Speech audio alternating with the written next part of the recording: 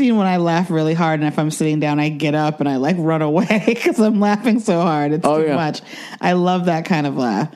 That's like that Apollo laughter. Because you know how like black people like at the Apollo, if they're laughing really hard, they're like freaking out. Yes. And like getting out of their seat and just like waving towels and shit. Like, yeah, the whole. And like hitting each other. Yeah. Like when we think something's funny, we think it's really fucking funny. Yeah. And when you don't think it's funny, you really don't think it's funny. Yeah, that's what I learned during those rooms. Black crowd's going to have fun with or without you, so you better... Basically. Yeah, they're either going to laugh with you or they're going to laugh at you. There's no pity laughter. There's no pity applause. No, we don't do that. You better be funny. Some of the fucking heckles I got in those rooms. The worst is when they would just be talking to each other about how not funny you were. I'll never forget just on stage, just bombing. It was just dead silence. And I just heard this woman in the middle of the crowd. She just looked around at everybody. She just goes, I ain't laughed yet. And I was just like, oh my God. Oh God.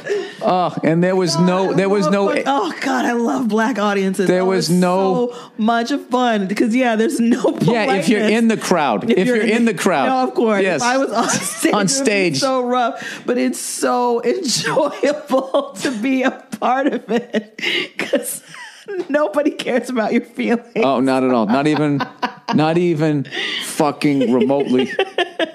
Whenever I did a black show, I ain't laughed yet. No, just so like hilarious. She but was terrible for you. Dead. Sorry. No, she was right though. Whenever I did those shows, I always felt like in the end, whenever I did the uptown rooms, as they call it, you'd get off stage and you asked yourself one of two questions. One, why am I not world famous yet? Or two, what the fuck did I ever, why the fuck did I ever think I should ever even be in this business? Because it went one way or the other. You either murdered or you wanted to crawl out of there. Yeah.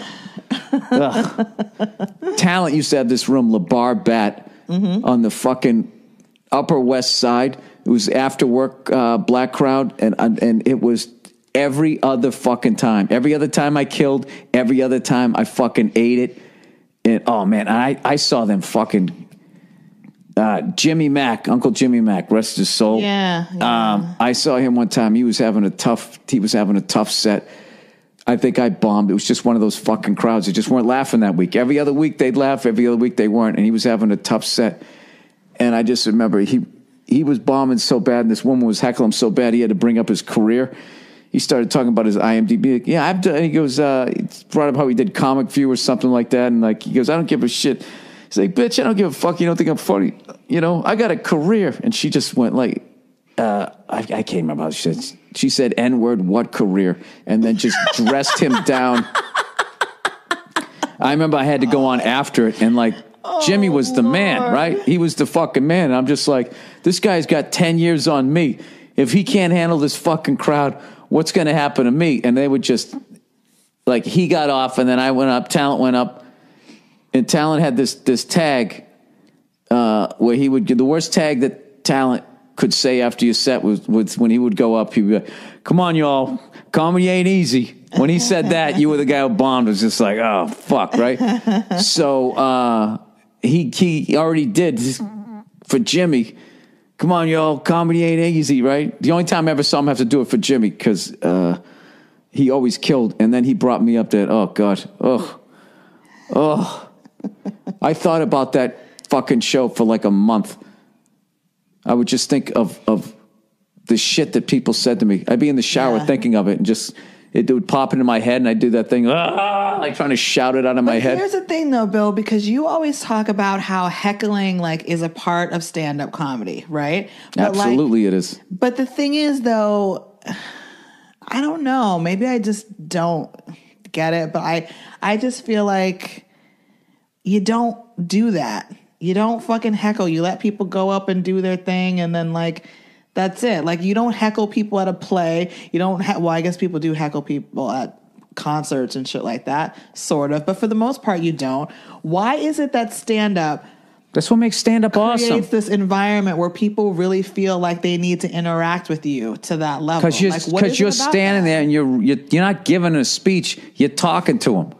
Okay. So, like, I think it's that. Like, do bands get heckled and all that? Yeah, I love hecklers. That to me, like... But you don't want to encourage people to be heckling to a point of disruption. No, like, not to that level, but, like those it's, I don't know. It's, I always thought it was the most terrifying thing when I started out. Like, what am I going to do? Because you knew it was going to happen. What am I going to do when I get heckled? Mm-hmm. What am I going to say? And blah, blah, blah, blah, blah. Like, what the fuck is going to happen? But watching seasoned vets handling hecklers was like this art form. It was an art form within the art form. Mm-hmm. So, and you're really good at handling hecklers, but I can see why some stand-ups would want those people tossed from the place because they're disrupting the shit. And what you're going to spend? Yeah, but but it's always been that way. Material that you're working on so hard. Richard Pryor got heckled, fucked up by somebody in the crowd. Richard Pryor got heckled in his own stand-up special. Okay, if he didn't whine about it, like, I don't think anybody else should be. Yeah. Okay, if the crowd's going to heckle him, like, what are you fucking special? Like, I look, every comedian can run their shit the way that they want to run their shit, but, like, I look at it like I say a lot of fucked up things on stage that are going to make, I always fucking give women shit, and like, are they really supposed to just sit there and not say anything? When I go down south, I'm always talking, I'm always fucking around, going, when you guys came here, you took a shit in your outhouse, and you came down here, at some point, somebody's gonna so obnoxious. Yeah, like you definitely like to push people's buttons that way. That's for sure. Yeah, because it's fun. That's what people did. You're a provocateur. No, I'm not. It's breaking balls, and then they bust your balls back, and then it's funny. Okay. Yeah, I guess I understand that. I don't know. I do get annoyed when some people, like, they'll say, like, do they heckle at a Broadway play? It's like, dude, you're not doing, this isn't Broadway. That's the way I look at it. Twinkle toes, no, go fucking put on your tap shoes and a cat suit. That's the way I look at it, though. You wouldn't heckle a Broadway show. Why are you heckling a comedian? But because you don't go to a Broadway show and somebody, hey, look at this fucking jerk off. What do you do for a living? That's a good point. Yeah, they don't do that either, right? How long is this podcast? I don't want to be torturing people with... Oh, who gives a shit at this point? I got to read the rest of these things. All right.